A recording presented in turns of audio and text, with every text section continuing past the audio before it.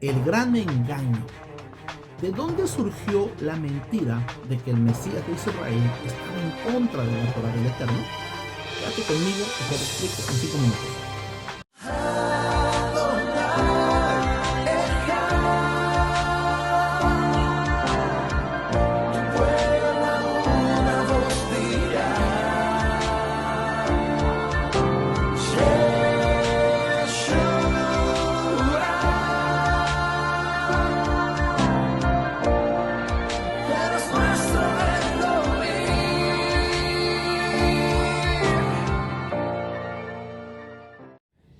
En torno a la persona de Yeshua, el Mesías de Israel, los enemigos de la verdad se han inventado muchas mentiras desde el principio.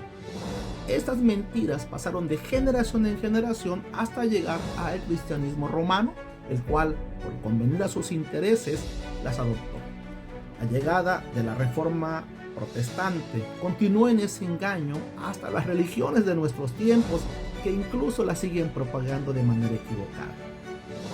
Uno de los engaños en los que las religiones han caído es en creer que Yeshua vino a quitar la Torá y a cambiar lo que el Eterno había dicho a Moshe, que ya no es necesario obedecerlos y que incluso él estuvo en contra de todo ello. Yeshua en Juan 5:39 nos dice: escudriñen las escrituras porque ellas dan testimonio de mí.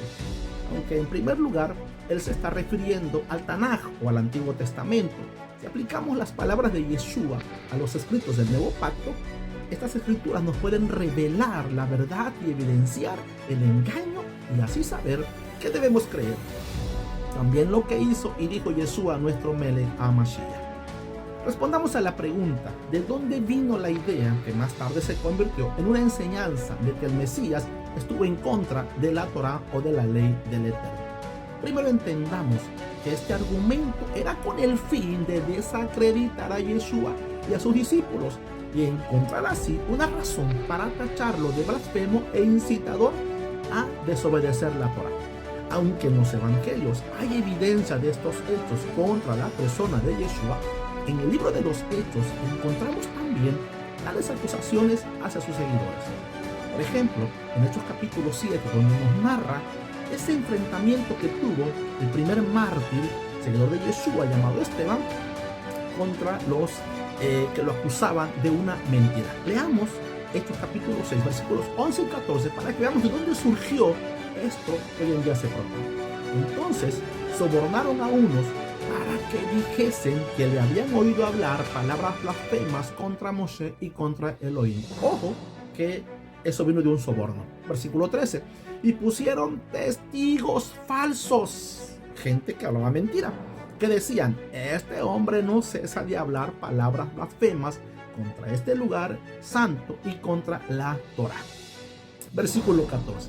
Siguen diciendo estos mentirosos: pues le hemos oído decir que ese Yeshua de Nazaret destruirá este lugar y cambiará las costumbres que nos dio Moshe. Recordemos que cada vez que se pronuncia Moshe en estos contextos es en referencia a la Torá, a la ley que por medio de él el Eterno entregó a su pueblo. Pero hagamos la siguiente pregunta para poder entender cuál debía ser el dicho de los sobornadores: que le habían oído hablar palabras blasfemas contra Moshe y contra Elohim. Eso dice el versículo 11. Y el versículo 13 dice: ¿qué decían los testigos falsos? Ellos decían: este hombre no cesa de hablar palabras blasfemas contra este lugar y contra la Torá de el Eterno.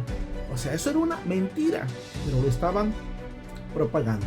Y luego el versículo 14 nos dice en qué consistía la mentira. La mentira consistía en decir: este Yeshua de Nazaret destruirá este lugar. También están diciendo que cambiará las costumbres que nos dio Moshe. Obviamente esto se refiere a la Torá.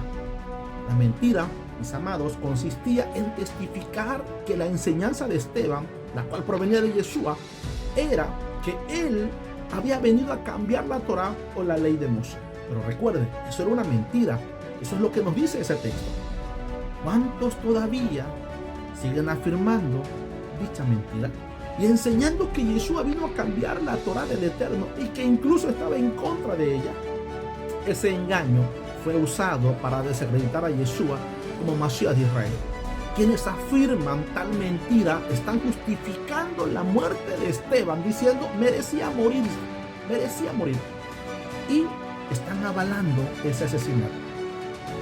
¿Y usted seguirá creyendo esa mentira?